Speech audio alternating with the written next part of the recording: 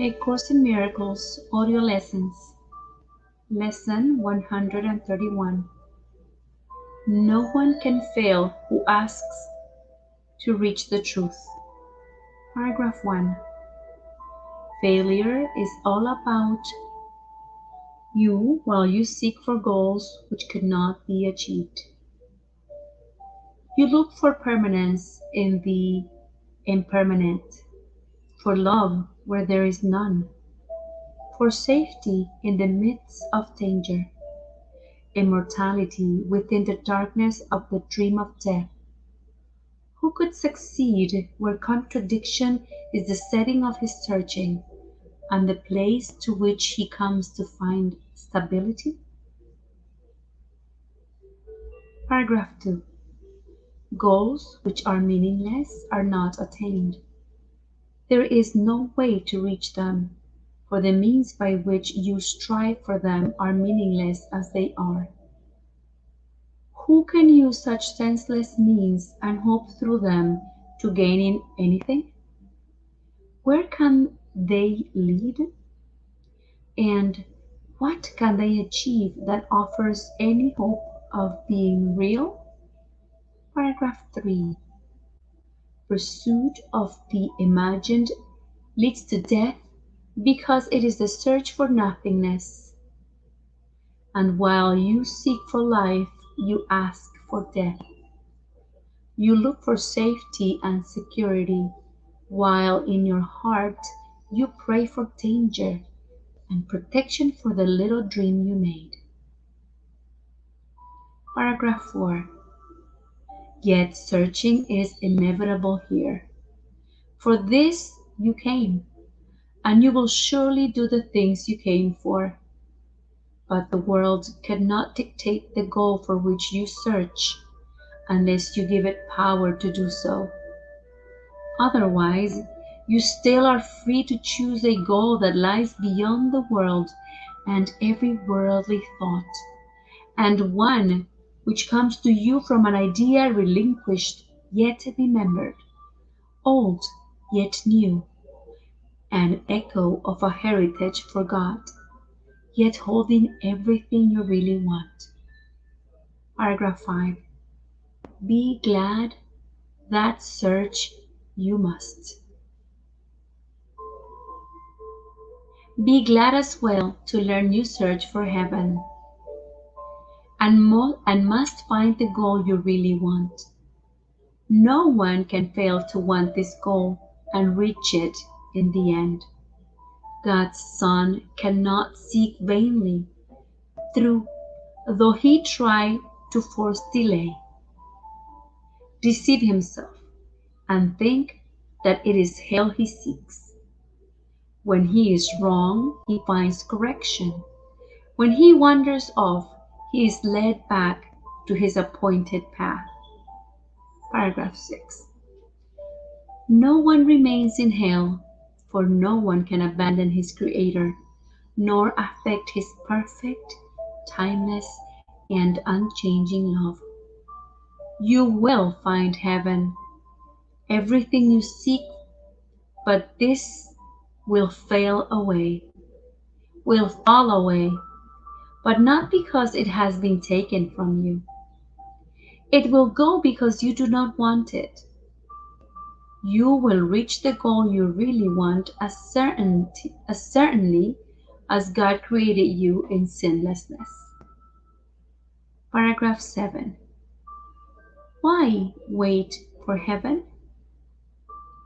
It is here today. Time is a great illusion. It is past or in the future.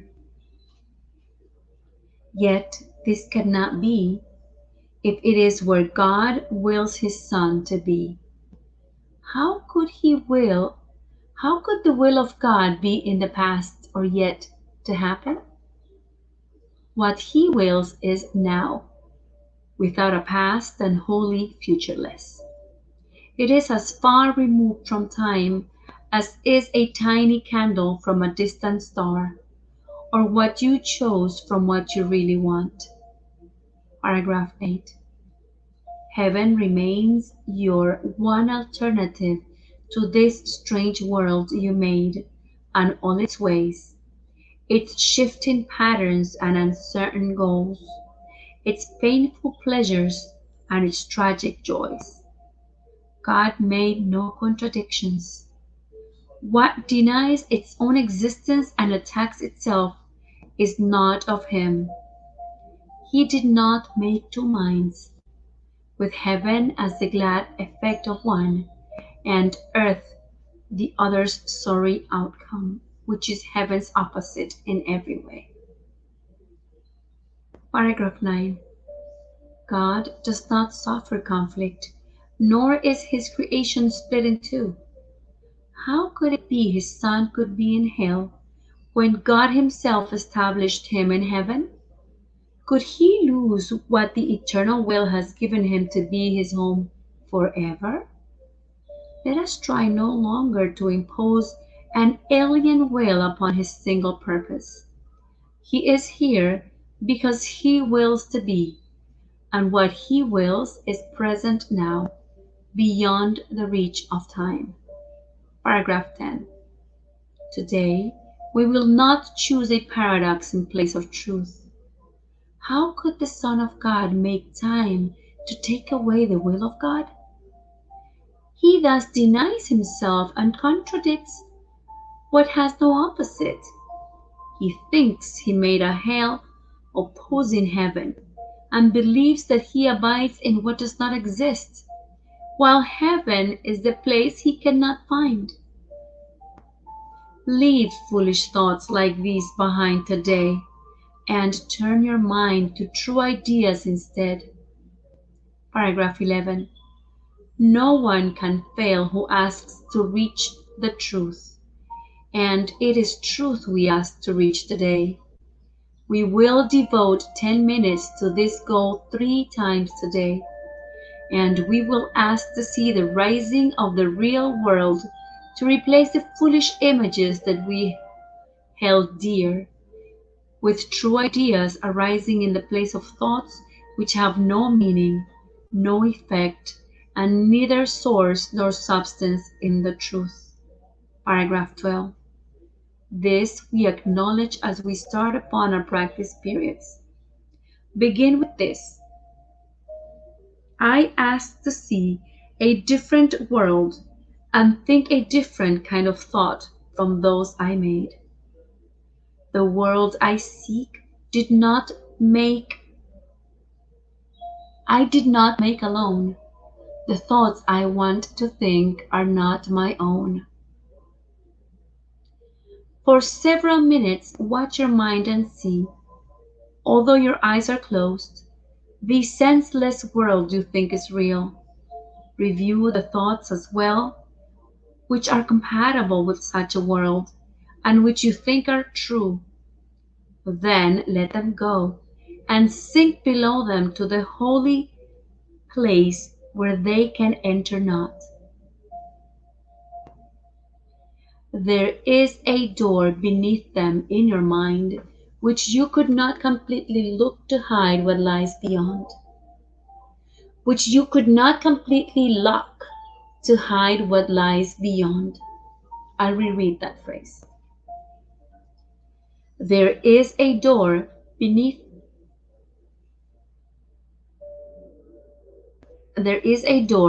them in your mind, which you could not completely lock to hide what lies beyond. Paragraph 13. Seek for that door and find it. But before you try to open it, remind yourself no one can fail who asks to reach the truth, and it is this request you make today. Nothing but this has any meaning now. No other goal is valued now, nor sought. Nothing before this door you really want, and only what lies past it do you seek. Paragraph 14. Put out your hand and see how easily the door swings open with your one intent to go beyond it. Angels light the way so that all darkness vanishes, and you are standing in a light so bright and clear that you can understand all things you see.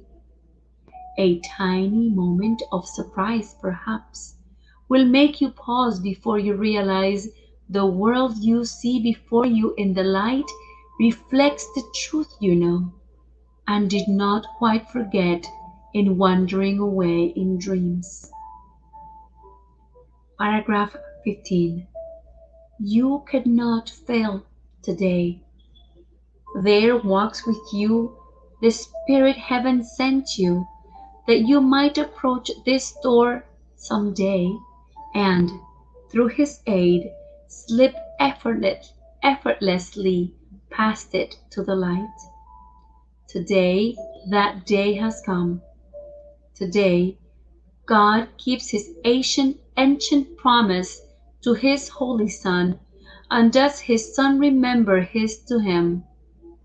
This is a day of gladness, for we come to the appointed time and place where you will find the goal of all your searching here and all the seeking of the world, which end together as you pass beyond the door. Paragraph 16. Remember often that today should be a time of special gladness, and refrain from dismal thoughts and meaningless laments. Salvation's time has come. Today is set by heaven itself to be a time of grace for you and for the world. If you forget this happy fact, remind yourself of this. Today, I seek and find all that I want. My single purpose promises it to me. No one can fail who asks to reach the truth. End of lesson 131. No one can fail who asks to reach the truth. Enjoy your practice.